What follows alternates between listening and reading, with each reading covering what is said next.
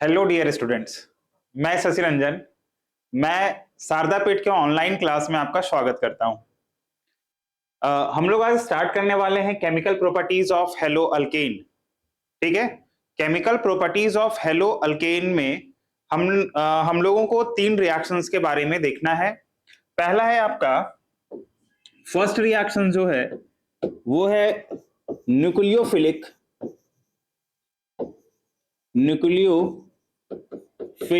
Substitution reaction. Nucleophilic substitution reaction. Second जो है reaction वो है आपका elimination reaction. Elimination reaction. Elimination reaction. और तीसरा जो रिएक्शन है वो है आपका reaction with metals. Reaction with metals. Metals के साथ हम लोग क्या करेंगे, रिएक्शन करवाएंगे। तो ये तीन मेथड के थ्रू हम लोग क्या करते हैं, हेलो अल्केन को प्रिपेयर करते हैं। ठीक है ना, ये तीन मेथड के थ्रू हम लोग क्या करेंगे, केमिकल प्रॉपर्टीज देखेंगे हेलो अल्केन। ठीक है ना, हेलो अल्केन की जो केमिकल प्रॉपर्टीज है वो केमिकल प्रॉपर्टीज हम लोग न्यूक्लियोफिलिक सब्स्टिट्यूशन रिएक्शन में देखेंगे, एलिमिनेशन रिएक्शन में देखेंगे और रिएक्शन विथ मेटल्स में। ठीक है ना, रिएक्शन विथ मेटल्स के थ्रू हम लोग देखेंगे।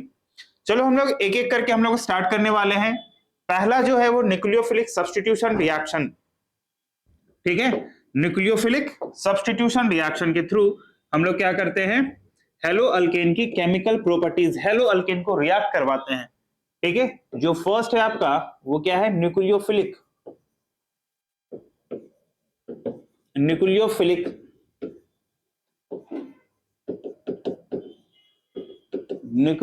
सब्स्टिट्यूशन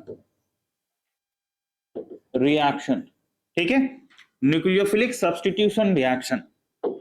अब ये समझो आप सब्स्टिट्यूशन रिएक्शन क्या होता है। ठीक है, ये सब्स्टिट्यूशन रिएक्शन क्या होता है तो हम लोग समझते हैं। सब्स्टिट्यूशन रिएक्शन का मतलब, सब्स्टिट्यूशन रिएक्शन में होता है कि जब कोई एक ग्रुप या एटम सब्स्टिट्यूट करते हैं अनदर ग्रुप और एटम से, इज कॉल्ड सब्स्टिट्यूशन रिएक्शन। ठीक है ना, चलो देखो मैं एक एग्जांपल से समझाता हूं। CH3X है, यहां पे Y है।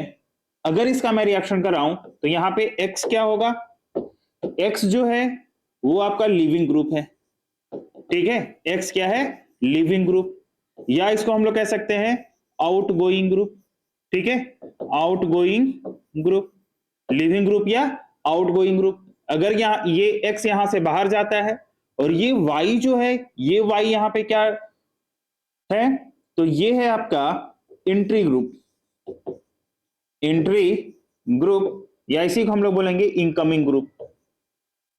ठीक है, ये क्या है, इनकमिंग ग्रुप। ठीक है, देखो यहां पे ये जो X है, ये X यहां से बाहर निकलेगा और Y यहां से क्या करेगा, यहां पे इंटर करेगा। ठीक है, मतलब यहां से जो कंपाउंड की फॉर्मेशन होगी वो CH3Y और यहां से X माइनस बाहर हो जाएगा। ठीक है ना, तो देखो ये सब्स्टिट्यूशन रिएक्शन को क्या डिनोट कर रहा है। ठीक है ना, सब्स्टिट्यूशन रिएक्शन में क्या होता है, वन ग्रुप और एटम को सब्स्टिट्यूट किया जाता है अनदर ग्रुप और एटम से।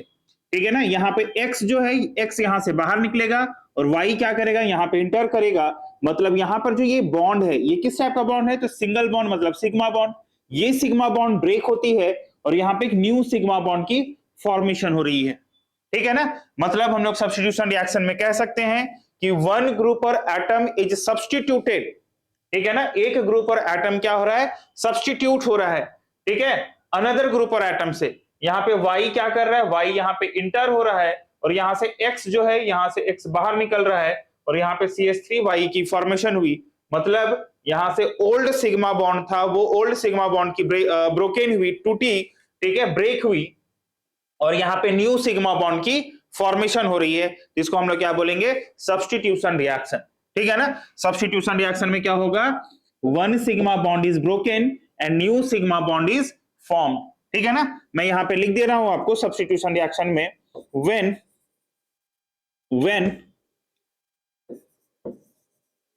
वन ग्रुप और atom, when one group or atom is substituted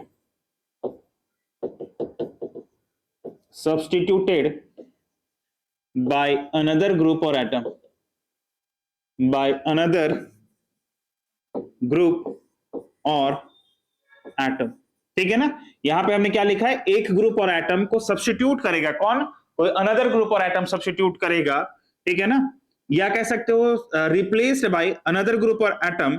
ठीक है, actually in substitution reaction, substitution reaction में क्या होता है, one sigma bond is broken, one sigma bond is broken. ठीक है, and new sigma bond is formed. ठीक है ना, यहां पे हमने क्या लिखा है कि वन ग्रुप और एटम क्या होता है, सब्स्टिट्यूट करता है अनदर ग्रुप और एटम से, और इसमें क्या होता है, वन सिग्मा बॉन्ड की ब्रोकन होती है, न्यू सिग्मा बॉन्ड की फॉर्मेशन होती है, इज कॉल्ड सब्स्टिट्यूशन रिएक्शन। ठीक है ना, इज कॉल्ड सब्स्टिट्यूशन रिएक्शन। देखो आपके एनसीईआरटी में न्यूक्लियोफिलिक सब्स्टिट्यूशन रिएक्शन में दो मैकेनिज्म के बारे में आपको पढ़ना है। ठीक है ना, दो मैकेनिज्म आपको पढ़ना है, एक है आपका SN1, ठीक है, एक है आपका SN1 रिएक्शन, दूसरा है SN2। ठीक है, और मैं आपको एक और रिएक्शन पढ़ाऊंगा SNI के बारे में। ये जो तीनों रिएक्शन है आपके एनसीईआरटी में, ये दो रिएक्शन दिए हुए हैं। ठीक है ना, मैं SNI भी यहाँ पे कवर करूंगा। ठीक है, ये SN1, SN2 और SNI ये बहुत ही इंपॉर्टेंट है आपके बोर्ड और कॉम्पिटिटिव एग्जामिनेशन के पॉइंट ऑफ व्यू से। ठीक है, नीट और जेईई के पॉइंट ऑफ व्यू से भी बहुत इंपॉर्टेंट है, और बोर्ड के पॉइंट ऑफ व्यू से भी बहुत इंपॉर्टेंट है। ठीक है, तो हम लोग कुछ एग्जांपल से देखते हैं कि कौन से रिएक्शन SN1 शो करते हैं, किस टाइप के रिएक्शन SN2 शो करते हैं। ठीक है ना, तो हम लोग यहाँ पे अभी स्टार्ट करते हैं, पहले से आप लोग नोट कर लो। चलो,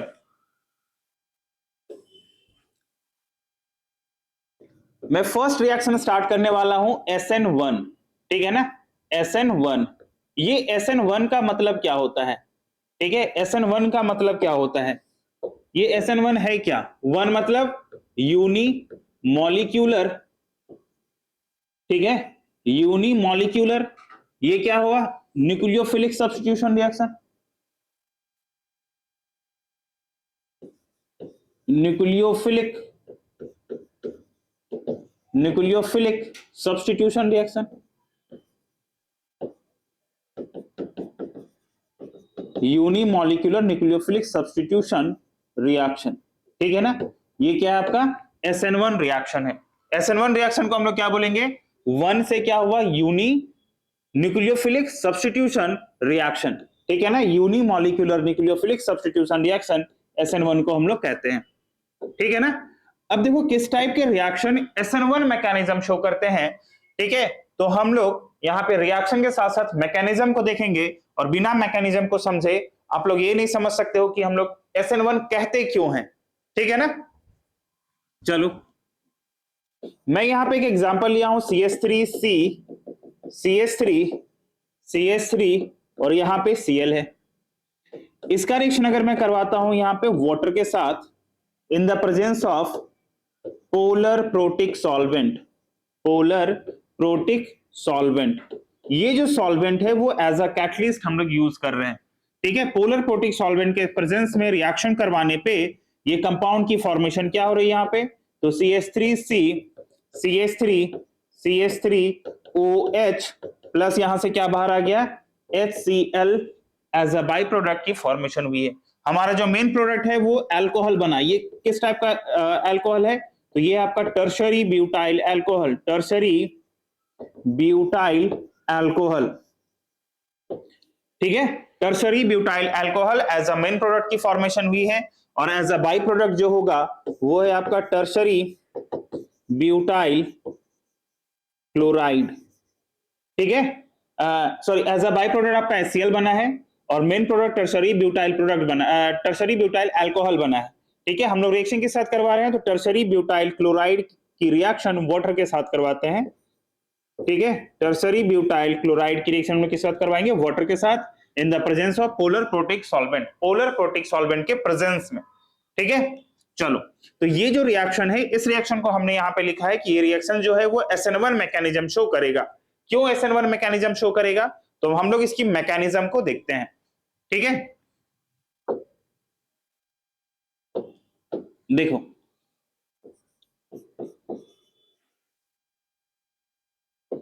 मैकेनिज्म देख लो, यहां पे ये CH3 C CH3 CH3 और यहां पे है Cl।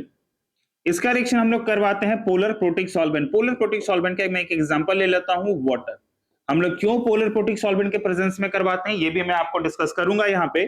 ठीक है ना, मैं एक बहुत ही अच्छा पोलर प्रोटिक सॉल्वेंट का एग्जांपल लिया हूं, वाटर।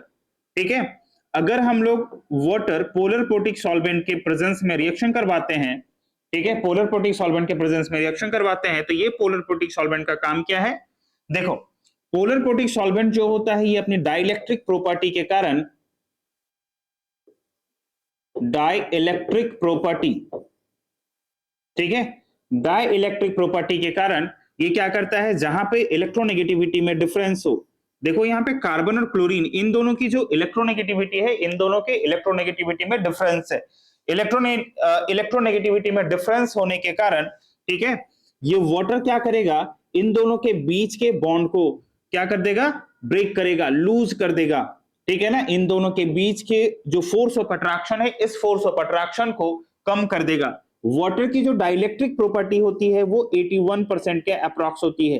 ठीक है ना, 81% के आसपास होता है। मतलब ये जो कार्बन पे जो पार्शियल पॉजिटिव चार्ज है, क्यों, क्योंकि कार्बन क्लोरीन के कंपैरिजन में कार्बन की इलेक्ट्रोनेगेटिविटी क्या होती है, कम होती है, इसलिए कार्बन पे पार्शियल पॉजिटिव और क्लोरीन पे क्या हो जाएगा, पार्शियल नेगेटिव होगा।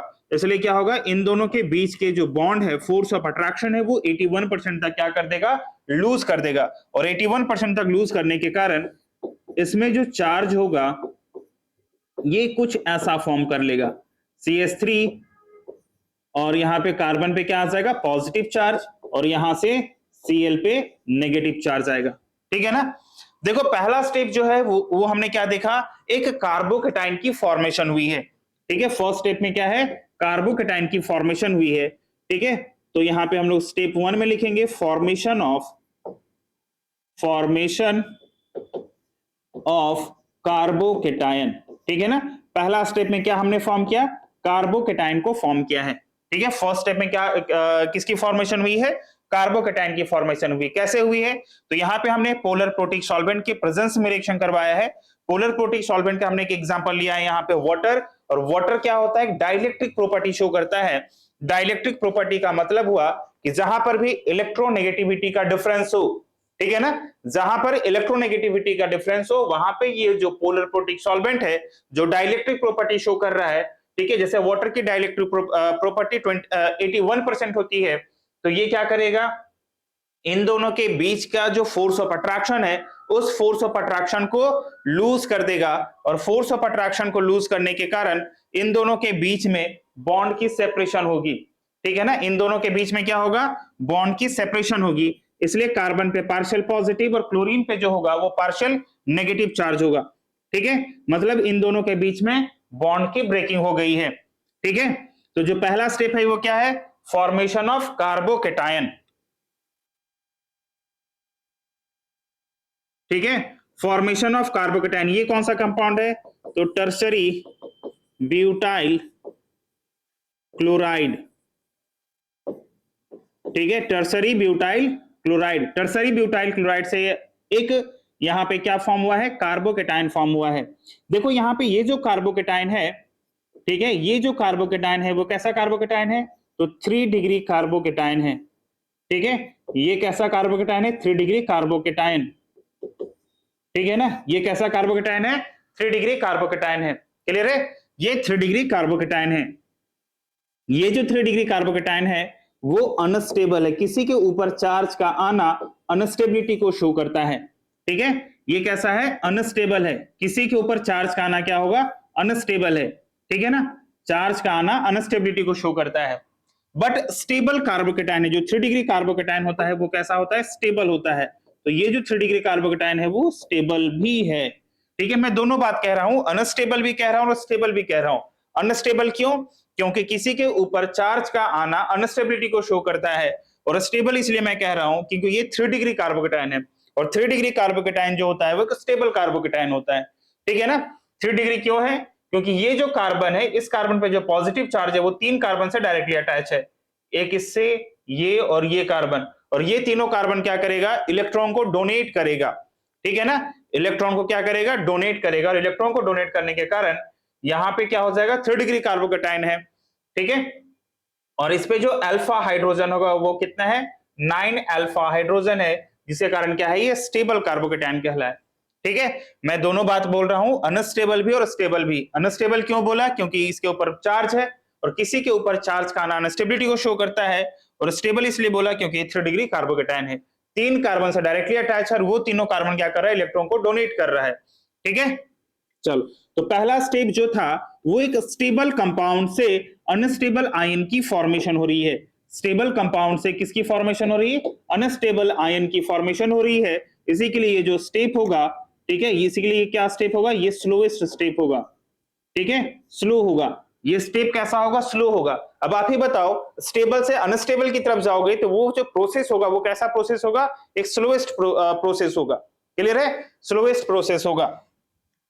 और याद रखना, रिएक्शन का रेट जो होता है वो हमेशा स्लोएस्ट वाले स्टेप पे डिपेंड करता है। इसी के लिए हम लोग कह सकते हैं रिएक्शन रेट डिटरमाइनिंग स्टेप जो होगा वो स्लो वाला स्टेप होगा। ठीक है, चलो, तो पहला स्टेप समझ में आ गया। पहला स्टेप में हमने क्या लिखा है, फॉर्मेशन ऑफ कार्बोकेटायन, कार्बोकेटायन की फॉर्मेशन हुई है। क्लियर है, चलो, सेकेंड स्टेप है आपका अटैक ऑन न्यूक्लियोफाइल। ठीक है, न्यूक्लियोफाइल क्या करेगा, अटैक करेगा। ठीक है ना, यहां पे CH3 C CH3 और यहां पे CH3, इसके ऊपर क्या है, पॉजिटिव चार्ज है। हमारा जो न्यूक्लियोफाइल हमने लिया है वो क्या लिया है, वाटर लिया है। क्या हम लोग वाटर को ऐसे लिख सकते हैं? ठीक है, वाटर को ऐसे लिख सकते हैं ना। चलो, ये वाटर कैसा न्यूक्लियोफाइल है, तो याद रखना वाटर जो है वो न्यूट्रल, ठीक है, न्यूट्रल न्यूक्लियोफाइल है। वाटर कैसा है, न्यूट्रल न्यूक्लियोफाइल है। ठीक है, वाटर कैसा है, न्यूट्रल न्यूक्लियोफाइल है। अब ये न्यूट्रल न्यूक्लियोफाइल, इसके ऊपर लोन पेयर ऑफ इलेक्ट्रॉन है, ये क्या करेगा, इलेक्ट्रॉन डेफिशिएंट स्पीशीज पे जाके अटैक करेगा, और जैसे ही इलेक्ट्रॉन डेफिशिएंट स्पीशीज पे अटैक करेगा तो ये कंपाउंड की फॉर्मेशन करेगा, CH3 और यहाँ पे ऑक्सीजन, और यहाँ पे क्या आ जाएगा, हाइड्रोजन। ऑक्सीजन ने लोन पेयर ऑफ इलेक्ट्रॉन को डोनेट किया है, इसलिए ऑक्सीजन के ऊपर क्या आएगा, पॉजिटिव चार्ज आएगा। ठीक है ना, ऑक्सीजन के ऊपर क्या आएगा, पॉजिटिव चार्ज आएगा। अब मुझे बताओ, ये जो स्टेप है वो कैसा स्टेप होगा, ये कैसा स्टेप होगा, तो याद रखना ये जो स्टेप होगा वो फास्टेस्ट स्टेप होगा। क्यों? क्योंकि अनस्टेबल से स्टेबल की तरफ फॉर्म हो रहा है। ठीक है, इसी के लिए ये जो स्टेप होगा वो कैसा होगा, फास्ट स्टेप होगा। अब देखो यहाँ पे ऑक्सीजन, क्या ये स्टेबल है, ये भी स्टेबल नहीं, ये भी अनस्टेबल है। ठीक है, क्यों? क्योंकि ऑक्सीजन जो होता है वो इलेक्ट्रोनेगेटिव एटम होता है, और इलेक्ट्रोनेगेटिव एटम के ऊपर पॉजिटिव चार्ज का आना अनस्टेबिलिटी को शो करता है। ठीक है, तो यहां पे देखो आप, इस स्टेप में देखो एक Cl- बाहर निकला है। ठीक है, पहला जो स्टेप था formation of carbocation, formation of carbocation में Cl- जो है वो बाहर निकला है। ठीक है, Cl- बाहर निकला है, वो Cl- क्या करेगा, किसी एक हाइड्रोजन पे जाके अटैक करेगा, और जैसे ही हाइड्रोजन पे जाके अटैक करेगा, ऑक्सीजन और हाइड्रोजन में ऑक्सीजन की इलेक्ट्रोनेगेटिविटी ज्यादा होने के कारण क्या करेगा, ये शेयर्ड पेयर ऑफ इलेक्ट्रॉन को अपने तरफ अट्रैक्ट करेगा, और जैसे ही शेयर्ड पेयर ऑफ इलेक्ट्रॉन को अपने तरफ अट्रैक्ट करेगा तो यहां से क्या बाहर निकलेगा, tertiary butyl alcohol, tertiary butyl alcohol की फॉर्मेशन हो जाएगी। ठीक है, प्लस यहां से क्या हो जाएगा, HCl बाहर आएगा। ठीक है ना, यहां से क्या होगा, HCl बाहर आएगा। क्लियर है, चलो, एक चीज आप देखो यहां पे, ठीक है, एक चीज आप देखो यहां पे, बोलोगे सर ये अगर Cl यहां से बाहर निकला है तो क्या Cl दोबारा जाके अटैक नहीं कर सकता है? ठीक है ना, ये देखो आप, ये अटैक नहीं होगा, दोबारा इस कार्बोकेटायन पे जाकर अट्रैक्ट नहीं होगा। क्यों नहीं होगा, ये मैं बता रहा हूं, देख लो इधर। ठीक है, यहां पे आपका CH3 है, सॉरी Cl है, Cl पे नेगेटिव चार्ज, ठीक है, ये Cl पे नेगेटिव चार्ज है।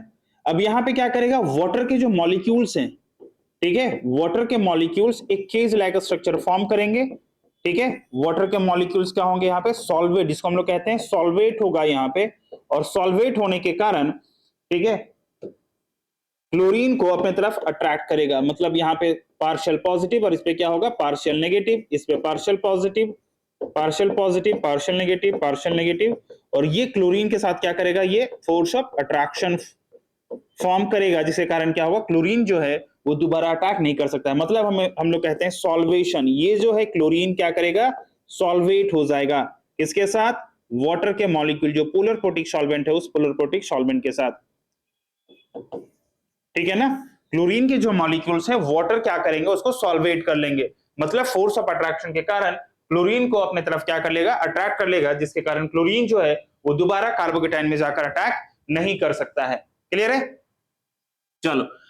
तो अब इसको हम लोग SN1 क्यों कहते हैं, ठीक है ना, SN1 क्यों कहते हैं, तो देख लो हम लोग यहाँ पे फर्स्ट वाले स्टेप में हमने क्या लिखा है कि रिएक्शन का रेट जो है वो स्लोएस्ट वाले स्टेप पे डिपेंड करेगा। स्लोएस्ट वाला स्टेप क्या है आपका, RDS स्टेप है, रेट डिटरमाइनिंग स्टेप है, ठीक है, यहाँ पे क्या है, रेट डिटरमाइनिंग स्टेप है।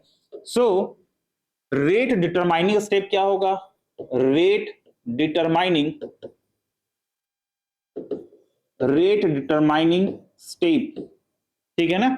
RDS स्टेप क्या होगा, RDS स्टेप क्या होगा, ठीक है, तो रेट स्लोएस्ट वाला स्टेप होगा, ठीक है ना, स्लोएस्ट वाला स्टेप होगा, तो rate is directly proportional. Slowest वाले स्टेप में क्या है, तो ओनली आपका सबस्ट्रेट है, ठीक है, ओनली क्या है, सबस्ट्रेट है, तो rate is directly proportional to molar concentration of substrate, molar concentration of substrate, substrate के मोलर कंसंट्रेशन पे डिपेंड करेगा। क्या डिपेंड करेगा, तो रेट किस पे डिपेंड करेगा, मोलर कंसंट्रेशन ऑफ सबस्ट्रेट के ऊपर। क्लियर है, चलो। तो रेट जो है वो डायरेक्टली प्रोपोर्शनल टू सबस्ट्रेट क्या है आपका, तो CH3 होल थ्राइस C, और यहाँ पे क्या है, Cl, मींस ये जो कंपाउंड है वो टर्शरी ब्यूटाइल क्लोराइड है। टर्शरी ब्यूटाइल क्लोराइड के मोलर कंसंट्रेशन पे रेट जो है वो डिपेंड करेगा, ठीक है। अगर हम लोग प्रोपोर्शनलिटी का साइन हटाते हैं तो एक कांस्टेंट K आएगा, और ये आपका है CH3 होल थ्राइस C और Cl, ठीक है। ये क्या है, ओनली वन मॉलिक्यूल्स है, इसी के लिए जो इसकी ऑर्डर एंड मॉलिक्यूलरिटी होगी, ऑर्डर क्या हो जाएगा, वन, ओनली वन मॉलिक्यूल्स है इसलिए इसकी ऑर्डर वन होगी, एंड मॉलिक्यूलरिटी क्या होगी, मॉलिक्यूलरिटी, ठीक है, इसकी मॉलिक्यूलरिटी भी वन होगी। जब वो ऑर्डर वन, मॉलिक्यूलरिटी वन, तो इसको हम लोग क्या बोलेंगे, SN1 मैकेनिज्म, ठीक है ना। जब ऑर्डर एंड मॉलिक्यूलरिटी वन आ रहा है, इसका मतलब क्या हुआ, ये जो मैकेनिज्म है वो SN1 मैकेनिज्म है। क्लियर है, ये मैकेनिज्म क्या है, SN1 मैकेनिज्म है। क्लियर है यहाँ पे, चलो। अब यहाँ पे आप एक चीज देख लो, यहां पे देख लो कि यहां पर जो फर्स्ट स्टेप है फॉर्मेशन ऑफ कार्बोकेटाइन है, फॉर्मेशन ऑफ कार्बोकेटाइन में कार्बोकेटाइन जो हमारा इंटरमीडिएट है, रिएक्शन इंटरमीडिएट है, वो कार्बोकेटाइन की फॉर्मेशन हुई है, ठीक है। अगर कार्बोकेटाइन की फॉर्मेशन होगी मतलब रीअरेंजमेंट पॉसिबल है, ठीक है ना।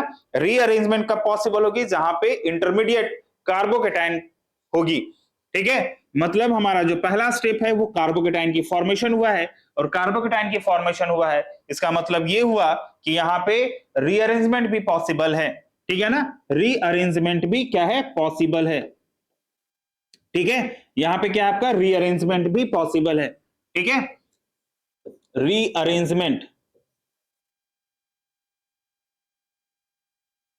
ठीक है, रीअरेंजमेंट क्या होगा, पॉसिबल होगा। अब ये रीअरेंजमेंट हम लोग करते क्यों हैं, ठीक है, रीअरेंजमेंट हम लोग करते क्यों हैं, तो याद रखना रीअरेंजमेंट हम लोग स्टेबिलिटी को गेन करने के लिए कहते हैं, ठीक है ना। स्टेबिलिटी को गेन करने के लिए हम लोग क्या करते हैं, रीअरेंजमेंट करते हैं, ठीक है। तो to achieve stability,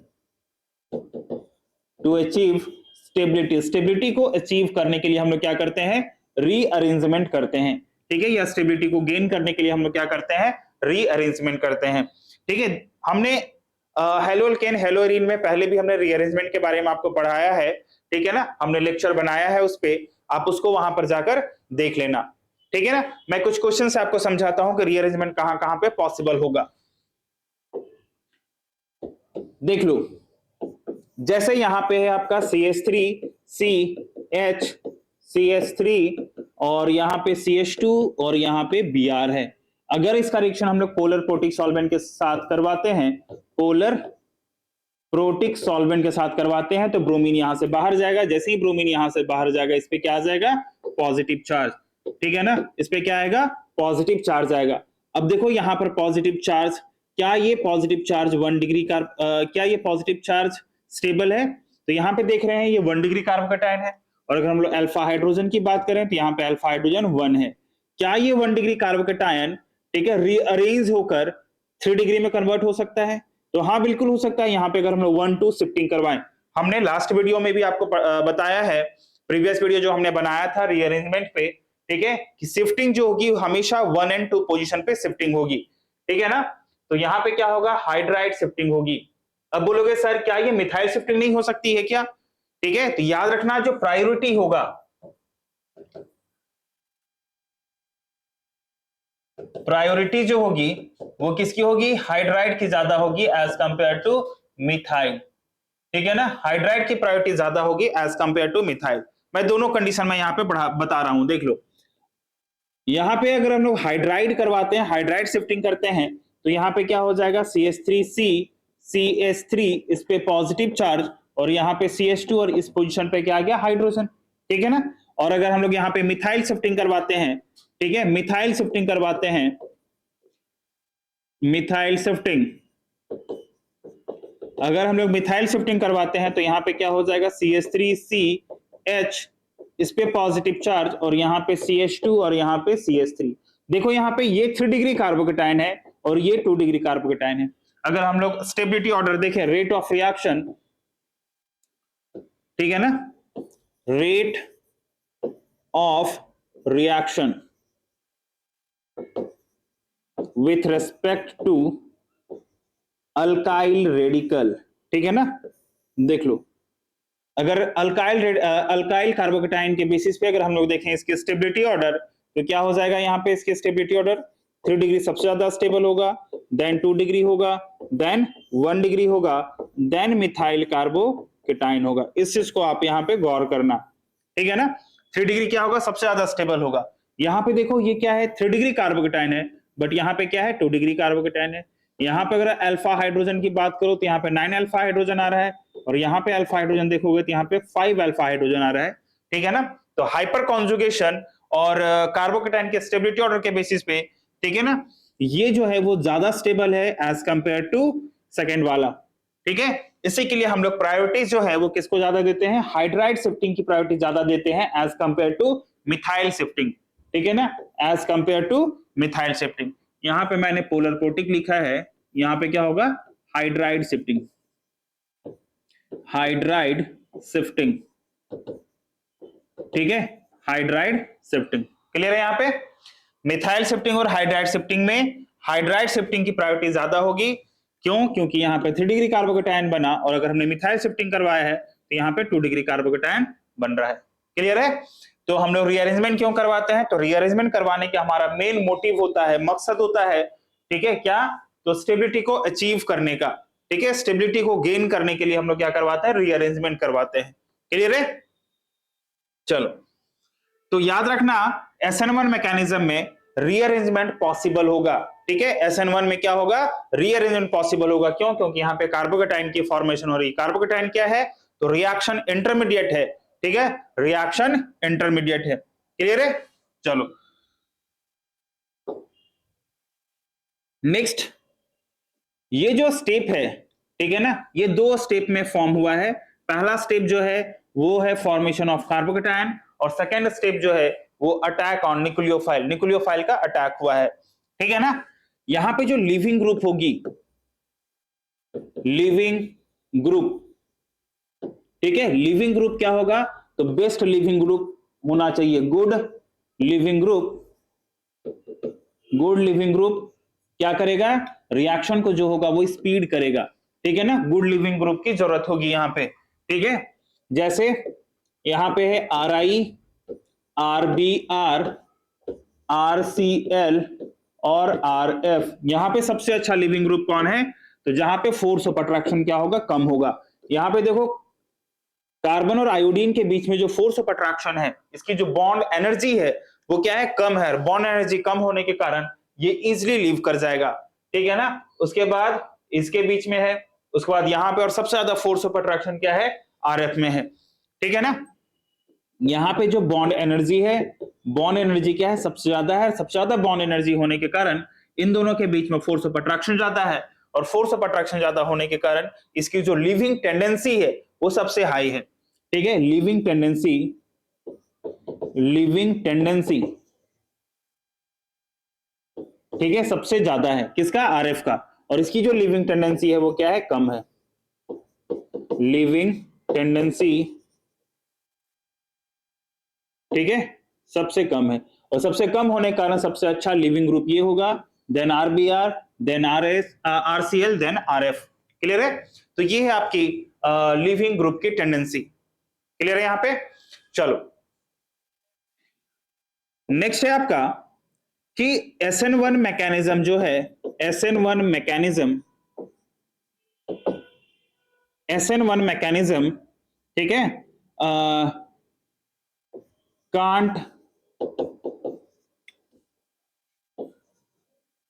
can't depends on nucleophilic concentration,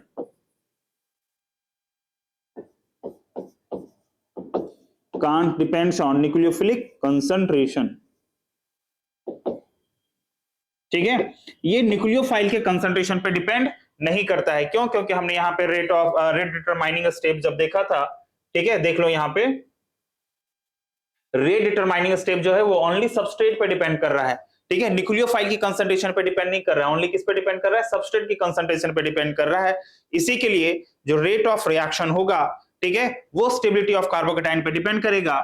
मतलब जो रेट डिटरमाइनिंग स्टेप जो होगा वो RDS स्टेप जो होगा वो ओनली सबस्ट्रेट पे डिपेंड करेगा, ठीक है ना। RDS स्टेप किस पे डिपेंड करेगा? सबस्ट्रेट पे डिपेंड करेगा। ये न्यूक्लियोफाइल के कंसंट्रेशन पे डिपेंड नहीं कर रहा है, ठीक है। देख लो ये जेई और नीट के पॉइंट ऑफ व्यू से भी बहुत इंपॉर्टेंट है, ठीक है। इससे एक नीट के प्रीवियस ईयर में क्वेश्चन आया हुआ है, ठीक है, उसको हम लोग यहाँ पे कवर करते हैं। देखो क्वेश्चन है आपका, ये है CH3CH, इधर है X और यहां पे आपका CH3 है, ठीक है। यहां पे OH क्या है? न्यूक्लियोफाइल है। ये X क्या है? यहां पे लिविंग ग्रुप है, ठीक है। X क्या है? लिविंग ग्रुप है। यहां पे X लिविंग ग्रुप है, यहां पे OH माइनस न्यूक्लियोफाइल है। इसकी जो कंसंट्रेशन दी हुई है वो है आपका 0.5 मोलर, ठीक है ना, 0.5 मोलर है। और इसकी जो कंसंट्रेशन दी हुई है यहां पर भी OH माइनस है, दोनों में सेम न्यूक्लियोफाइल लिया गया है, और इसकी जो कंसंट्रेशन दी हुई है 1 मोलर दिया हुआ है, ठीक है। ये SN1 मैकेनिज्म शो कर रहा है, ये भी SN1 मैकेनिज्म शो कर रहा है। इसकी जो प्रोडक्ट फॉर्म होगी वो R1 है और ये R2 है, ठीक है, R1 एंड R2 है। अब ये कह रहा है कि SN1 मैकेनिज्म के बेसिस पे आपको फाइंड करना है कि किसका रेट ऑफ रिएक्शन सबसे ज्यादा होगा, ठीक है। यहाँ पे 4 ऑप्शन दिया हुआ है, R1 is greater than R2, B option है R2 is greater than R1, C option है R1 is equal to R2, और डी है आपका none of these, none of this. इन चारों ऑप्शन में कोई एक ऑप्शन होगा। चलो बताओ, चलो देख लो यहाँ पे। अभी हमने आपको एक्सप्लेन किया कि SN1 मैकेनिज्म जो है वो ओनली डिपेंड करता है सबस्ट्रेट के कंसंट्रेशन पर डिपेंड करता है, ये न्यूक्लियोफाइल के कंसंट्रेशन पर डिपेंड नहीं करता है, ठीक है। न्यूक्लियोफाइल की कंसंट्रेशन कितना भी हो उससे कोई फर्क नहीं पड़ता है SN1 मैकेनिज्म को। क्यों? क्योंकि वो ओनली डिपेंड्स ऑन सबस्ट्रेट, सिर्फ इस पे डिपेंड करेगा, ठीक है, सिर्फ इस पे डिपेंड करेगा। इस पे कहां पे डिपेंड करेगा? तो इसकी रेट ऑफ रिएक्शन पे डिपेंड करेगा। इसकी रेट ऑफ रिएक्शन क्या है, ठीक है ना, मींस इसकी स्टेबिलिटी ऑफ कार्बोकेटाइन के बेसिस पे भी डिपेंड करेगा कि इसकी रिएक्शन, इसकी जो प्रोडक्ट की फॉर्मेशन होगी वो कितनी फास्ट होगी, ठीक है ना। चलो तो यहां पे न्यूक्लियोफाइल की कंसंट्रेशन पे डिपेंड नहीं करेगा। इसी के लिए इसकी जो ऑप्शन होगी वो क्या, कौन सा ऑप्शन होगा यहाँ पे? सी होगा, ठीक है ना, सी होगा, R1 और R2 की जो स्पीड होगी, रेट ऑफ रिएक्शन होगी, दोनों का सेम होगा, ठीक है। ऐसा नहीं कि आप कंसंट्रेशन देख लिया, यहाँ पे 0.5 मोलर है, यहाँ पे 1 मोलर है, तो इसकी जो कंसंट्रेशन होगी वो ज्यादा होगी, मतलब रेट ऑफ रिएक्शन ज्यादा है होगा, और इसकी रेट ऑफ रिएक्शन कम होगी, ऐसा बिल्कुल नहीं है, ठीक है। दोनों की जो रेट ऑफ रिएक्शन है वो दोनों का रेट ऑफ रिएक्शन इक्वल होगा। क्यों इक्वल होगा? क्योंकि यहाँ पे जो कंसंट्रेशन है, ठीक है, वो कितना भी रहने पे कोई फर्क नहीं पड़ता है। SN1 मैकेनिज्म ओनली डिपेंड करता है SN1 मैकेनिज्म ओनली डिपेंड करता है सबस्ट्रेट के कंसंट्रेशन पे डिपेंड करता है, न्यूक्लियोफाइल के कंसंट्रेशन पे डिपेंड नहीं करता है। क्लियर है? चलो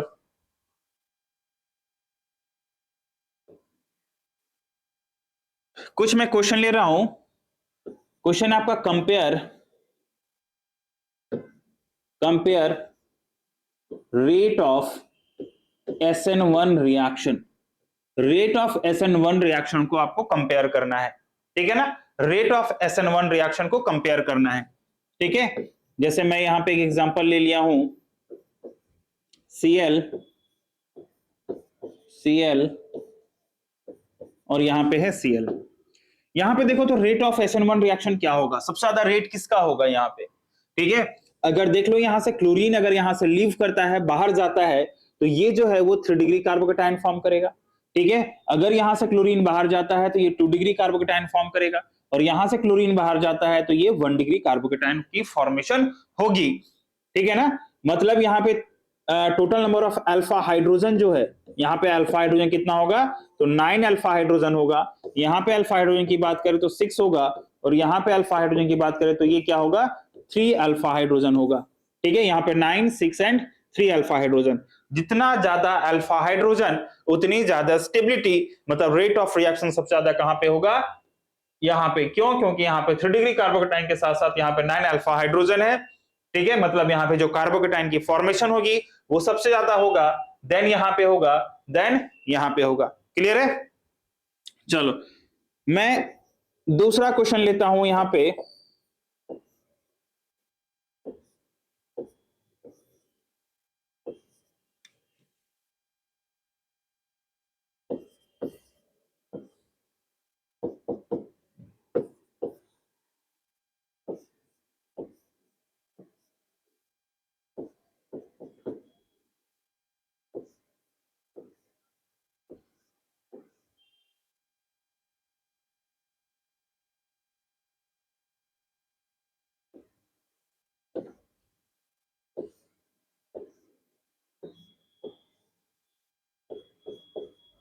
देख लो हमने यहाँ पे लिया है आयोडीन, यहाँ पर भी आयोडीन है, यहाँ पे ब्रोमीन है, और यहाँ पर क्लोरीन है, ठीक है ना। अब मुझे बताओ सबसे ज्यादा रेट ऑफ रिएक्शन कहां पे होगा, सबसे ज्यादा रेट ऑफ रिएक्शन कहां पर होगा। तो देख लो यहाँ पर हम लोग रेट ऑफ रिएक्शन की बात करें, ठीक है ना, तो ये जो आयोडीन है, अभी हमने आपको एक्सप्लेन किया कि रेट ऑफ रिएक्शन फास्ट कब होगा, तो जितना अच्छा लिविंग ग्रुप होगा, ठीक है, जितना अच्छा लिविंग ग्रुप होगा उतनी जल्दी रेट ऑफ रिएक्शन होगी, रिएक्शन की रेट जो होगी वो फास्टेस्ट होगी। तो लिविंग ग्रुप सबसे ज्यादा कहां पे है, तो देख लो यहाँ पे आयोडीन है, यहाँ पर भी आयोडीन है, यहाँ पे ब्रोमीन है, और यहाँ पे क्लोरीन है, ये सभी क्या होगा, यहाँ से बाहर जाएगा। लेकिन किसकी रेट सबसे ज्यादा होगी, तो ये आयोडीन यहाँ से बाहर तो जाएगा, बट ये 3 डिग्री कार्बोकेटायन फॉर्म करेगा, ये 2 डिग्री कार्बोकेटायन फॉर्म करेगा, ये 2 डिग्री कार्बोकेटायन फॉर्म करेगा, ये भी 2 डिग्री कार्बोकेटायन की फॉर्मेशन होगी, ठीक है। सबसे बेस्ट लिविंग ग्रुप कहां पे है, तो यहाँ पे आयोडीन है, यहाँ पर भी आयोडीन है, यहाँ पे ब्रोमीन है, और यहाँ पे क्लोरीन है, ठीक है। तो फोर्स ऑफ अट्रैक्शन सबसे कम यहाँ पे है, देन यहाँ पे, देन यहाँ पे, ठीक है ना। इसी के लिए जो रेट ऑफ रिएक्शन होगा, ये 3 डिग्री के कारण ये सबसे ज्यादा होगा रेट ऑफ रिएक्शन, देन यहाँ, और सबसे कम रेट ऑफ रिएक्शन यहाँ पे होगा, मतलब रिएक्शन जो होगा वो स्लो यहाँ पे होगा। क्लियर है? चलो नोट करो।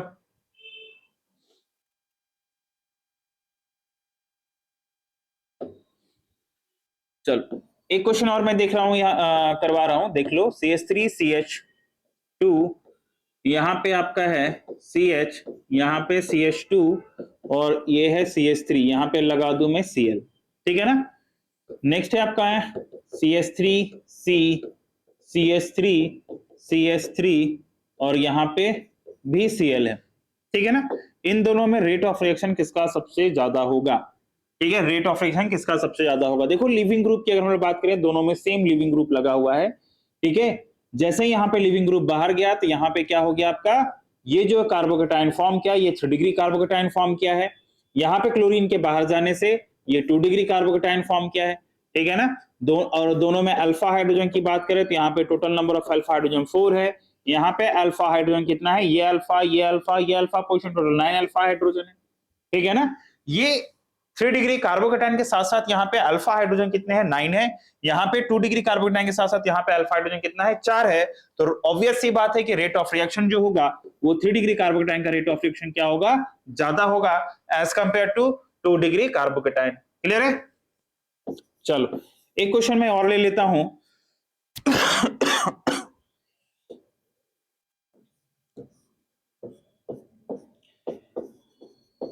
CH2 पॉजिटिव चार्ज और यहां पे है आपका CH3 और CH3, ठीक है।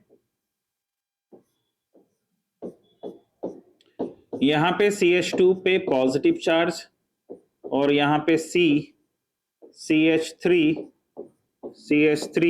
और यहां पे क्या हो गया, हाइड्रोजन। और यहां पे पॉजिटिव चार्ज और यहां पे मैं लगा देता हूं ओनली CH3। अब मुझे बताओ कि सबसे ज्यादा रेट ऑफ रिएक्शन कहां पे होगा, सबसे ज्यादा रेट ऑफ रिएक्शन कहां पे होगा। देख लो यहां पे ये हमारा क्या हो गया, CH2 कार्बोकेटाइन है, ठीक है ना। इसका ये पूरा सिस्टम, ये बेंजीन है तो इसमें ही पूरा सिस्टम हो गया। ये अल्फा हाइड्रोजन, यहां पे बताओ ये अल्फा हाइड्रोजन कितना है, यहाँ पे 0 है।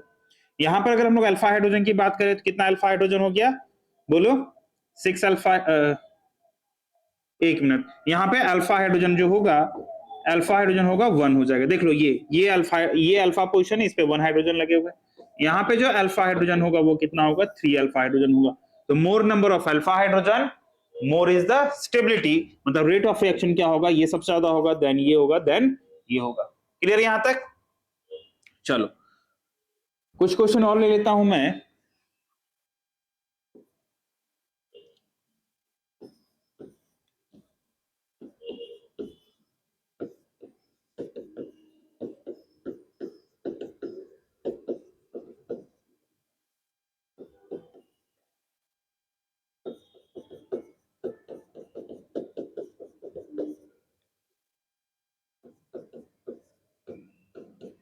देख लो यहां पर हम लोग देखें तो ये 3 डिग्री कार्बोकेटाइन के साथ साथ यहाँ पे क्या हो रहा है, टोटल 9 अल्फा हाइड्रोजन है, ठीक है ना। यहां पे देखो तो ये आपका रेजोनेंस हो रहा है, pi sigma positive charge resonance हो रहा है। अब बोलोगे सर यहाँ पे अल्फा हाइड्रोजन 9 है, 3 डिग्री कार्बोकेटाइन और यहाँ पे रेजोनेंस है। अगर हम लोग स्टेबिलिटी ऑर्डर की बात करें तो रेजोनेंस ज्यादा स्टेबल होता है एज कंपेयर टू कार्बोकेटाइन, ये ठीक है ना। तो यहाँ पे क्या होगा, रेजोनेंस ज्यादा स्टेबल होगा हाइपर कॉन्जुगेशन के बेसिस पे भी और आपका इंडक्टिव इफेक्ट के बेसिस पे भी, ठीक है।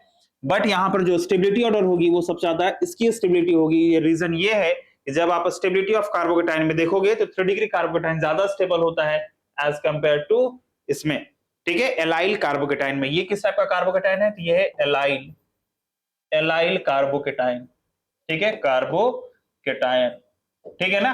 एलाइल कार्बोकेटाइन से ज्यादा स्टेबल कौन होगा, 3 डिग्री कार्बोकेटाइन। क्लियर है। चलो देख लो अभी तक हमने क्या क्या देखा है। देखो यहां पे हमने न्यूक्लियोफिलिक सब्स्टिट्यूशन रिएक्शन देखा। न्यूक्लियोफिलिक सब्स्टिट्यूशन रिएक्शन में सब्स्टिट्यूशन रिएक्शन क्या होता है इस चीज को मैंने देखा। और सब्स्टिट्यूशन रिएक्शन में हम लोग क्या क्या कवर करने वाले हैं, तो पहला है आपका SN1, SN2 और SNI को हम लोग कवर करेंगे, ठीक है ना। इसके बाद हमने क्या देखा, तो रिएक्शन के थ्रू इसकी हमने मैकेनिज्म समझाया और इस मैकेनिज्म के थ्रू हमने बताया कि यहाँ पे स्टेबिलिटी ऑर्डर जो है, ठीक है ना, कार्बोकेटाइन ये 3 डिग्री कार्बोकेटाइन है, 3 डिग्री कार्बोकेटाइन क्या होगा, स्टेबल होगा। बट मैं यहाँ पे दोनों बात कहा था, स्टेबल और अनस्टेबल दोनों कहा था। अनस्टेबल क्यों कहा था, क्योंकि किसी के ऊपर चार्ज का आना अनस्टेबिलिटी को शो करता है। क्लियर है। चलो उसके बाद हमने अटैक करवाया न्यूक्लियोफाइल का, ठीक है। उसके बाद हमने रेट डिटरमाइन किया है। उसके बाद रीअरेंजमेंट हमने देखा है कि रीअरेंजमेंट क्यों होगा, क्योंकि यहाँ पे स्टेबिलिटी ऑफ कार्बोकेटाइन को अचीव करने के लिए हम लोग क्या करते हैं, रीअरेंजमेंट करवाते हैं, ठीक है ना। फिर लिविंग ग्रुप की टेंडेंसी देखा कि लिविंग ग्रुप की टेंडेंसी क्या होगी, ठीक है ना। चलो फिर हमने कुछ क्वेश्चंस देखा है, इस क्वेश्चन के थ्रू हमने ये देखा कि किस टाइप के क्वेश्चंस आ सकते हैं और न्यूक्लियोफाइल के कंसंट्रेशन पे डिपेंड क्यों नहीं करता है, ठीक है ना। फिर यहाँ पे हमने कुछ क्वेश्चन करवाया रेट को कंपेयर करने के लिए, ठीक है। सो हम लोग अब तक क्या देखे थे, SN1 मैकेनिज्म, ठीक है ना। तो SN1 मैकेनिज्म में देख लो, ये जो मैकेनिज्म है वो 2 स्टेप में कंप्लीट हुआ है, ठीक है ना। ये जो मैकेनिज्म है वो कितने स्टेप में कंप्लीट हुआ है, 2 स्टेप में कंप्लीट हुआ है, ठीक है। पहला स्टेप क्या था, तो formation of carbocation. First step में क्या फॉर्म हुआ था, कार्बोकेटाइन की फॉर्मेशन हुई, और सेकेंड स्टेप में न्यूक्लियोफाइल अटैक किया था, ठीक है। स्लो या RDS स्टेप जो होगा वो स्टेप 1 होगा, ठीक है ना। स्टेप 1 क्या था, एक स्टेबल कंपाउंड से अनस्टेबल आयन की फॉर्मेशन हो रही थी, या कह सकते हो आप स्टेबल कंपाउंड से एक स्टेबल कार्बोकेटाइन की फॉर्मेशन हो रही थी, ठीक है। और ये जो स्टेप था वो स्लो स्टेप था, और स्लोएस्ट वाले स्टेप पे रेट जो है वो डिटरमाइन करता है, ठीक है। रेट लॉ क्या होगा, तो dx/dt is equal to k, या फिर आप ऐसे लिख सकते हो R is directly proportional to molar concentration of Rx, ठीक है ना। Rx के मोलर कंसंट्रेशन पे क्या होगा, डिपेंड करेगा, ठीक है। प्रोपोर्शनलिटी का साइन हटाएंगे तो कांस्टेंट क्या आएगा, k आएगा, और k Rx क्या है आपका, तो ये है सबस्ट्रेट, ये क्या है, सबस्ट्रेट है, ठीक है। चलो ऑर्डर ऑफ रिएक्शन 1 होगा, क्यों, क्योंकि ओनली डिपेंड करता है किस पे, तो ओनली डिपेंड करता है सबस्ट्रेट के मोलर कंसंट्रेशन पे डिपेंड करता है, इसी के लिए इसकी जो ऑर्डर होगी और मॉलिक्यूलरिटी होगी वो क्या होगा, 1 होगा। इंटरमीडिएट जो है वो कार्बोकेटाइन है, ठीक है ना, और कार्बोकेटाइन जब भी इंटरमीडिएट रहता है तो वहां पे रीअरेंजमेंट पॉसिबल है। किस टाइप की रीअरेंजमेंट हमने देखा था, तो हाइड्राइड शिफ्टिंग, मिथाइल शिफ्टिंग, ठीक है ना, और रिंग एक्सपेंशन, ठीक है। चलो रेट ऑफ रिएक्शन क्या होगा, तो SN1 जो रिएक्शन है वो स्टेबिलिटी ऑफ कार्बोकेटाइन पे डिपेंड करता है। SN1 रिएक्शन किस पे डिपेंड करता है, स्टेबिलिटी ऑफ कार्बोकेटाइन के ऊपर, ठीक है ना। चलो नेक्स्ट आपका reactivity of RX, reactivity of RX का मतलब यहां पे क्या हुआ आपका, अल्काइल अल्काइल कार्बोकेटाइन, ठीक है ना। अल्काइल कार्बोकेटाइन की जो रिएक्टिविटी होगी वो क्या होगा, सबसे ज्यादा स्टेबल 3 डिग्री होगा, देन 2 डिग्री होगा, देन 1 डिग्री होगा, देन मिथाइल कार्बोकेटाइन होगा। मींस 3 डिग्री कार्बोकेटाइन जो होता है वो सबसे ज्यादा रिएक्टिव होता है for SN1 mechanism. SN1 mechanism के लिए 3 डिग्री कार्बोकेटाइन क्या है, सबसे ज्यादा रिएक्टिव है, ठीक है ना।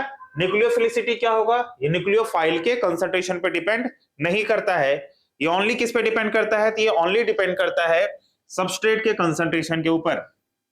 अटैक जो होगा वो बोथ साइड, दोनों साइड से अटैक कर सकता है, फ्रंट साइड से भी और बैक साइड से भी। अगर फ्रंट साइड से अटैक किया तो कंपाउंड क्या होगा, रिटेंशन। फ्रंट साइड कहने का मतलब क्या हुआ, जैसे देख लो यहाँ पे ये कार्बन है, ठीक है, यहां पे मैं कार्बन लगा देता हूं, ये कार्बन है, और यहाँ पे क्या है आपका पॉजिटिव चार्ज है, ठीक है। ये आपका यहाँ पे एक कार्बन लगा हुआ है, ठीक है ना, इस पे पॉजिटिव चार्ज है। अब देखो ये जो है कोई न्यूक्लियोफाइल है, वो न्यूक्लियोफाइल या तो फ्रंट साइड से अटैक करेगा, या ये न्यूक्लियोफाइल क्या होगा, बैक साइड से अटैक करेगा। अगर फ्रंट साइड से अटैक करता है तो कंपाउंड जो होगा वो रिटेंशन होगा, और बैक साइड से अटैक करेगा तो कंपाउंड क्या हो जाएगा, इन्वर्जन, ठीक है। 2 टाइप के प्रोडक्ट की फॉर्मेशन होगी, रिटेंशन एंड इन्वर्जन, ठीक है। सॉल्वेंट जो होता है वो पोलर प्रोटिक सॉल्वेंट होता है। ये पोलर प्रोटिक कहने का मतलब क्या हुआ, पोलर प्रोटिक का मतलब क्या हुआ, पोलर का मतलब तो आप समझते हो कि जब 2 पोल में जनरेट करे, एक पॉजिटिव और दूसरा जो होगा वो नेगेटिव के पोल पे, ठीक है ना, पॉजिटिव और नेगेटिव में ब्रेक करे। प्रोटिक का मतलब होता है कि ऐसा पोलर कंपाउंड जो 2 पोल में ब्रेक करने के बाद जो H+ आयन दे, जैसे देख लो यहाँ पे H+ और ये O-, देखो तो ये H+ आयन ब्रेक हो रहा है, बाहर आ रहा है H+ आयन, यहाँ पर भी देखो इस पे नेगेटिव, इस पे पॉजिटिव, यहाँ पर भी H+ आयन आ रहा है, ठीक है।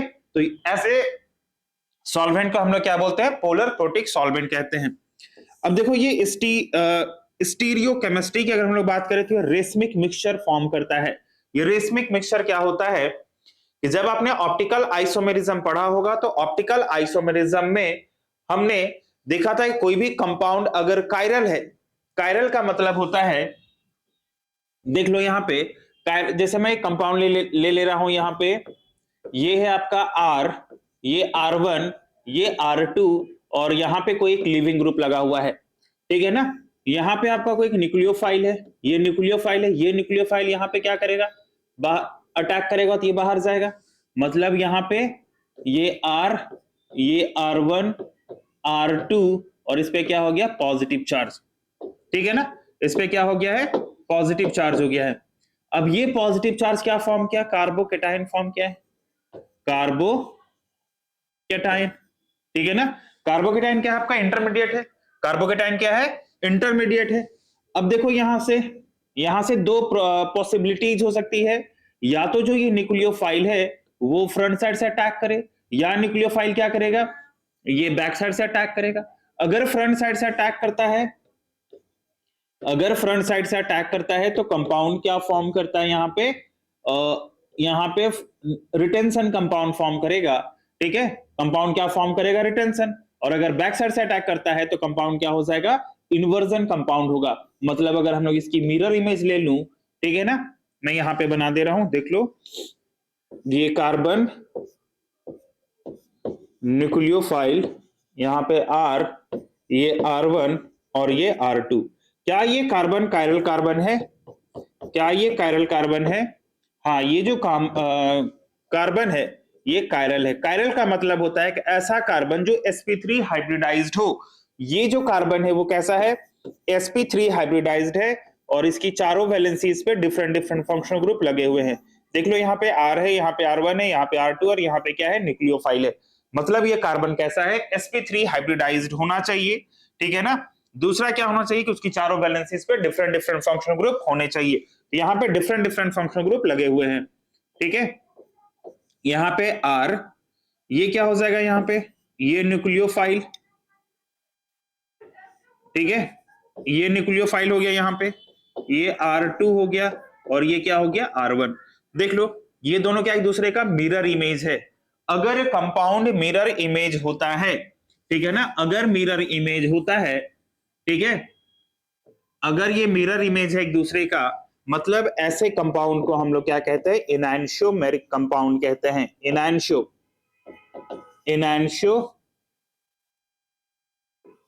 एनांशियोमर, ठीक है, ये दोनों क्या एक दूसरे का एनांशियोमर है, ठीक है, ये और ये दोनों क्या एक दूसरे का एनांशियोमर है, ठीक है। एनांशियोमर का मतलब क्या हुआ, ये दोनों एक दूसरे के मिरर इमेज को नॉन सुपर इंपोज कर रहा है, मतलब एक दूसरे के ऊपर ओवरलैप नहीं हो रहा है। ये दोनों क्या है, नॉन सुपर इंपोजेबल मिरर इमेज है, नॉन सुपर इंपोजेबल मिरर इमेज और नॉन सुपर इंपोजेबल मिरर इमेज को हम लोग क्या बोलते हैं, एनांशियोमर।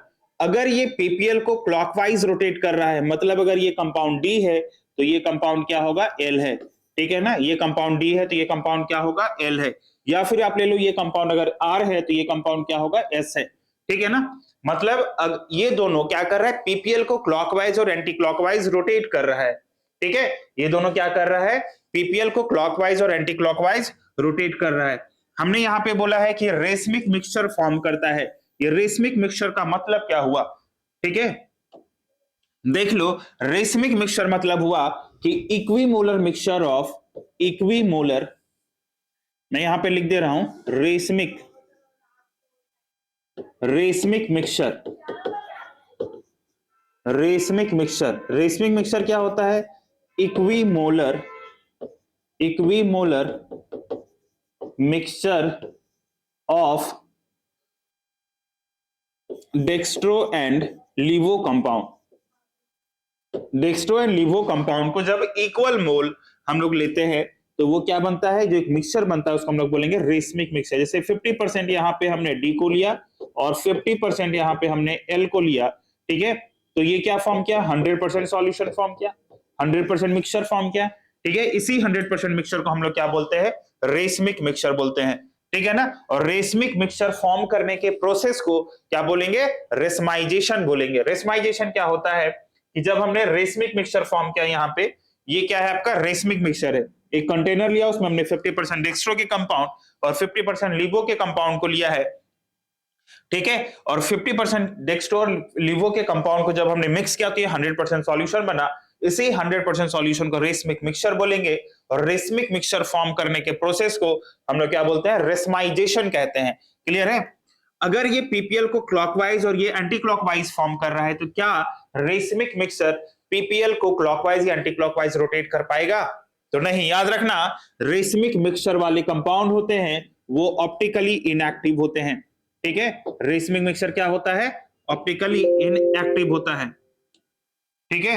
रेसमिक मिक्सचर क्या होता है? Optically inactive, optically inactive. Clear है? ये जो कंपाउंड होंगे वो क्या होगा? ऑप्टिकली इनएक्टिव होता है। ऑप्टिकली इनएक्टिव क्यों होता है? तो रीजन ये है, ड्यू टू एक्सटर्नल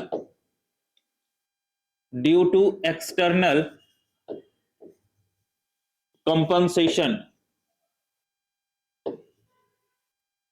ठीक है। एक्सटर्नल कंपनसेशन के कारण ये जो कंपाउंड होता है वो ऑप्टिकली इनएक्टिव होता है। क्लियर है? यहां पे चलो नोट कर लो, ठीक है। अब देखो यहां पे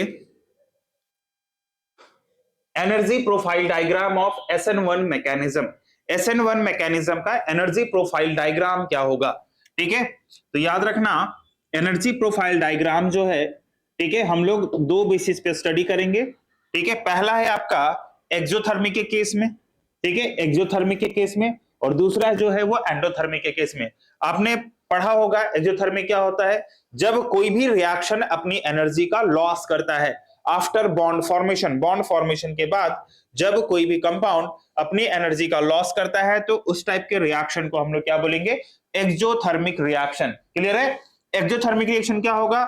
जब कोई भी कंपाउंड अपनी एनर्जी का लॉस करता है तो उसे हम लोग क्या बोलेंगे? एक्सोथर्मिक। और एंडोथर्मिक क्या होता है? जब एनर्जी को एब्जॉर्ब करता है, ठीक है, एनर्जी को एब्जॉर्ब करता है तो ऐसे रिएक्शन को हम लोग क्या बोलते हैं? एंडोथर्मिक कहते हैं, ठीक है। जैसे देख लो, हमने यहाँ पे एक रिएक्शन लिया था, ये है आपका टर्शरी ब्यूटाइल ब्रोमाइड, ठीक है, टर्शरी ब्यूटाइल ब्रोमाइड को हमने OH माइनस, मतलब ये क्या है आपका? न्यूक्लियोफाइल है, यहाँ पे न्यूक्लियोफाइल के साथ रिएक्शन करवाया था तो कंपाउंड यहाँ पे क्या बना है? टर्शरी ब्यूटाइल अल्कोहल, ठीक है, टर्शरी ब्यूटाइल अल्कोहल की फॉर्मेशन हुई। देख लो यहाँ पे, ये जो रिएक्टेंट है, ये जो रिएक्टेंट है, इसकी जो एनर्जी है वो क्या है? ज्यादा होगी प्रोडक्ट की एनर्जी से, ठीक है।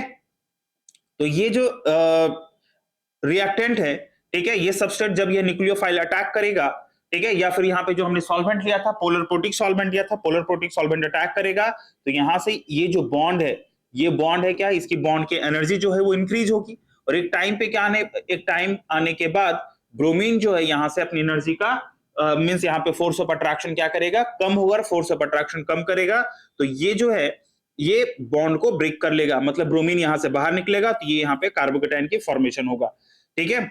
जब यहाँ से जो पोलर प्रोटिक सॉल्वेंट था जैसे ही अटैक करेगा तो इसकी एनर्जी हाई होगी, जो ट्रांजिशन स्टेट 1 शो कर रहा है, ठीक है। उसके बाद क्या होगा आपका? यहाँ पे कार्बोकेटाइन की फॉर्मेशन होगी। कार्बोकेटाइन की फॉर्मेशन के बाद जब ये न्यूक्लियोफाइल अटैक करेगा कार्बोकेटाइन में, ठीक है, फिर से इसकी एनर्जी हाई होगी, और जैसे ही बॉन्ड की फॉर्मेशन होगी तो वो एनर्जी क्या करेगा? लॉस कर देगा, ठीक है। एनर्जी का लॉस हो रहा है, देख लो तो यहाँ पे रिएक्टेंट से ज्यादा एनर्जी लॉस कर रहा है कौन? प्रोडक्ट, ठीक है ना। प्रोडक्ट की एनर्जी क्या है? बहुत ज्यादा। जितना ज्यादा एनर्जी लॉस करेगा उतना स्टेबल कंपाउंड की फॉर्मेशन होगी। तो देख लो यहाँ पे, ये जो है ये ट्रांजिशन स्टेट 2 था। ट्रांजिशन स्टेट 2 क्या डिनोट कर रहा है? तो वो डिनोट कर रहा है कि कार्बोकेटाइन के ऊपर न्यूक्लियोफाइल का अटैक होना, ठीक है ना। तो देख लो यहाँ पे ट्रांजिशन स्टेट 2 में क्या हो रहा है? जैसे ही वो अटैक किया तो बॉन्ड की फॉर्मेशन हुई, और जैसे ही बॉन्ड फॉर्म किया तो वो अपनी एनर्जी का लॉस किया, ठीक है ना, और ये प्रोडक्ट फॉर्म किया, ठीक है। मतलब यहाँ पे क्या हुआ? प्रोडक्ट की फॉर्मेशन हुई। अब देख लो यहाँ पे, ये जो है वो एक्टिवेशन एनर्जी 1 शो कर रहा है और ये एक्टिवेशन एनर्जी 2 है, ठीक है ना। ये ट्रांजिशन स्टेट 1 ट्रांजिशन स्टेट 2 है, ठीक है, इन दोनों के बीच की जो एनर्जी है, एनर्जी ऑफ रिएक्टेंट और एनर्जी ऑफ प्रोडक्ट की जो एनर्जी होगी वो क्या है आपका, हीट ऑफ फॉर्मेशन। ठीक है ना, मतलब डेल्टा एच एफ क्या हुआ यहाँ पे, energy of product minus energy of reactant. क्यों? क्योंकि प्रोडक्ट की एनर्जी ज्यादा है, ज्यादा एनर्जी लॉस किया है। ठीक है, तो यहाँ पे क्या आएगा, नेगेटिव आएगा। ठीक है ना, मतलब एनर्जी ऑफ रिएक्टेंट ज्यादा है एनर्जी ऑफ प्रोडक्ट से, इसी के लिए इस रिएक्शन को हम लोग क्या बोलेंगे, एक्सोथर्मिक रिएक्शन। नेगेटिव आया इसी के लिए क्या है, अपनी एनर्जी का बहुत ज्यादा लॉस किया है, इसी के लिए इस रिएक्शन को हम लोग क्या बोलेंगे, एक्सोथर्मिक रिएक्शन बोलेंगे। क्लियर है? चलो नेक्स्ट है, देख लो यहाँ पे एंडोथर्मिक के केस में। एंडोथर्मिक के केस में क्या है, रिएक्टेंट की एनर्जी तो है बट ये जो है वो आपका ट्रांजिशन स्टेट 1 को शो कर रहा है। ठीक है, यहाँ पे कार्बोकेटाइन की फॉर्मेशन हो रही है और ये ट्रांजिशन स्टेट 2 फॉर्म कर रहा है। ठीक है, ट्रांजिशन स्टेट 2 फॉर्म कर रहा है और यहाँ पे, यहाँ से जैसे अपने ये जो कार्बोकेटाइन और यहाँ पे जो है ये, यहाँ पे न्यूक्लियोफाइल का अटैक हुआ और जैसे न्यूक्लियोफाइल अटैक किया तो यहाँ पे प्रोडक्ट की फॉर्मेशन हुई। ठीक है, ये क्या है, प्रोडक्ट की फॉर्मेशन हुई। बट देखा गया है कि प्रोडक्ट जो है वो रिएक्टेंट की एनर्जी से क्या है, कम है। ठीक है ना, मतलब यहाँ पे प्रोडक्ट की एनर्जी क्या होगी, ज्यादा होगी रिएक्टेंट की एनर्जी से। ठीक है, मतलब डेल्टा एच एफ जो होगा वो energy of reactant minus energy of product, ये क्या आ रहा है, पॉजिटिव आ रहा है। ठीक है, इसी के लिए इस रिएक्शन को हम लोग क्या बोलेंगे, एंडोथर्मिक रिएक्शन बोलेंगे। क्लियर है? चलो कुछ क्वेश्चन देखते हैं हम लोग SN1 मैकेनिज्म में, और इस क्वेश्चन में यहाँ पे मिक्स टाइप के क्वेश्चन है जहां पे आपको शिफ्टिंग को भी देखना है। ठीक है, और डायरेक्ट रिएक्शन भी है। जैसे देख लो यहाँ पे OTS, ठीक है, और यहाँ पे MEOH है, ये क्या है आपका, न्यूक्लियोफाइल है। ठीक है, ये न्यूक्लियोफाइल पे क्या होगा, बॉन्ड की ब्रेकिंग होगी तो यहाँ पे नेगेटिव और यहाँ पे पॉजिटिव चार्ज आएगा। ये नेगेटिव चार्ज अगर इस पे अटैक किया तो यहाँ से OTS क्या होगा, बाहर जाएगा। ठीक है, OTS बाहर जाएगा और यहाँ पे एक कार्बोकेटाइन फॉर्म करेगा। जैसे ही कार्बोकेटाइन फॉर्म करेगा तो OMe जाके अटैक करेगा और बॉन्ड की फॉर्मेशन होगी और यहाँ पे बाई प्रोडक्ट क्या होगा, HOTS। ठीक है, यहां पे देख लो फिर से ये नेगेटिव पॉजिटिव, ये बॉन्ड ब्रेक किया। ठीक है ना, ये बॉन्ड ब्रेक किया, आयोडीन यहां से बाहर निकला। जैसे ही आयोडीन बाहर निकलेगा तो ये क्या हो जाएगा आपका, इस पे पॉजिटिव चार्ज। ठीक है ना, क्या यहां पे शिफ्टिंग होगी, क्या यहां पे शिफ्टिंग होगी, शिफ्टिंग होता है हाइड्राइड और मिथाइल कब, जब ये देखो तभी ये 2 डिग्री कार्बोकेटाइन है। अगर यहां से हम लोग हाइड्रोजन की शिफ्टिंग करते हैं तो ये भी 2 डिग्री कार्बोकेटाइन फॉर्म करेगा। ठीक है ना, इसी के लिए यहां पे शिफ्टिंग नहीं होगी और इस पोजीशन पे आके कौन अटैक करेगा, इस पोजीशन पे आएगा आपका ये OET। ठीक है ना, चलो देख लो यहाँ पे ये ब्रोमीन यहां से बाहर जाएगा, ये H2O, मतलब प्रोडक्ट की फॉर्मेशन क्या हो जाएगी यहाँ पे, OH प्लस यहां से HBr। ठीक है, यहां पे देख लो ये ब्रोमीन यहां से बाहर जाएगा, जैसे ही बाहर गया तो इस पोजीशन पे आ जाएगा, Br के जगह पे OH आ जाएगा और यहां से H2O फॉर्म करेगा। क्लियर है? चलो यहां पे देख लो, इस पे नेगेटिव इस पे पॉजिटिव चार्ज। ठीक है, यहां से आयोडीन बाहर जाएगा, जैसे ही आयोडीन बाहर गया तो यहां पे पॉजिटिव चार्ज। देखो अभी ये 2 डिग्री कार्बोकेटाइन है, क्या ये 2 डिग्री कार्बोकेटाइन 3 डिग्री में कन्वर्ट हो सकता है? हाँ हो सकता है। ठीक है ना, जैसे देख लो यहाँ पे हाइड्राइड शिफ्टिंग करवाते हैं तो ये क्या हो जाएगा आपका, हाइड्राइड शिफ्टिंग करवाने के बाद यहाँ पे पॉजिटिव चार्ज और यहाँ से यहाँ पे हाइड्रोजन आ जाएगा। अब इसी पॉजिटिव चार्ज पे क्या करना है हमको, न्यूक्लियोफाइल अटैक करवाना है। ठीक है ना, इसी पॉजिटिव चार्ज पे क्या करोगे आप, न्यूक्लियोफाइल अटैक करवाओगे। न्यूक्लियोफाइल क्या है आपका, तो OET। ठीक है ना, OET। क्लियर है? यहाँ पे हमने क्यों शिफ्टिंग किया था, क्योंकि 2 डिग्री था, 2 डिग्री के बाद से 3 डिग्री में कन्वर्ट हो सकती है और जहां पे 3 डिग्री की कन्वर्ट होगी मतलब वो ज्यादा स्टेबल होगा और ज्यादा स्टेबल होने के कारण यहाँ पे शिफ्टिंग हमने करवाया है। क्लियर है? चलो देख लो यहाँ पे, यहां से OTS है,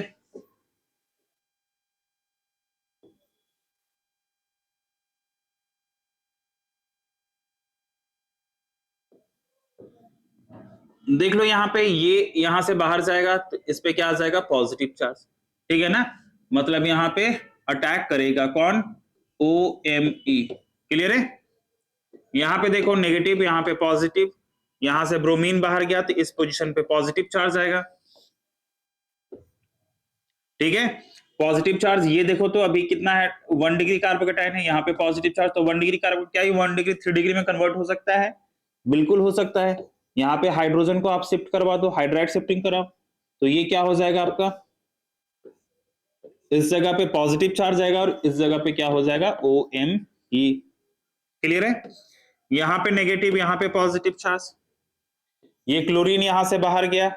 ठीक है, जैसे ही क्लोरीन यहां से बाहर जाएगा इस कार्बन पे क्या आ जाएगा, पॉजिटिव चार्ज। ठीक है, अब इस जगह पे क्या आएगा, ये जो न्यूक्लियोफाइल है वो इस पॉजिटिव चार्ज पे अटैक करेगा और यहां पे आ जाएगा आपका OMe की फॉर्मेशन होगी। ठीक है, यहां पे देख लो, यहां पे क्या हो गया, क्लोरीन यहां से बाहर गया तो इस जगह पे पॉजिटिव चार्ज। क्या यह स्टेबल है? बिल्कुल स्टेबल है।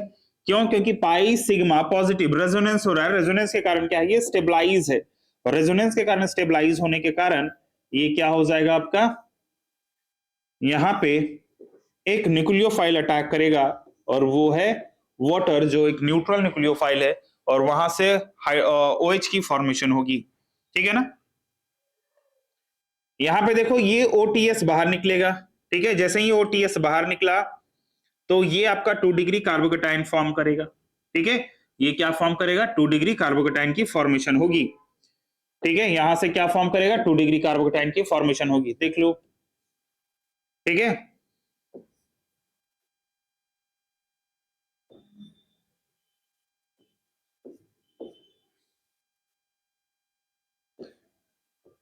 यहां से 2 डिग्री की कार्बोकेटाइन की फॉर्मेशन होगी। क्या ये 2 डिग्री 3 डिग्री में कन्वर्ट हो सकता है?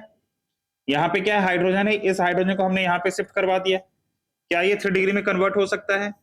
बिल्कुल हो सकता है 3 डिग्री में कन्वर्ट। ठीक है,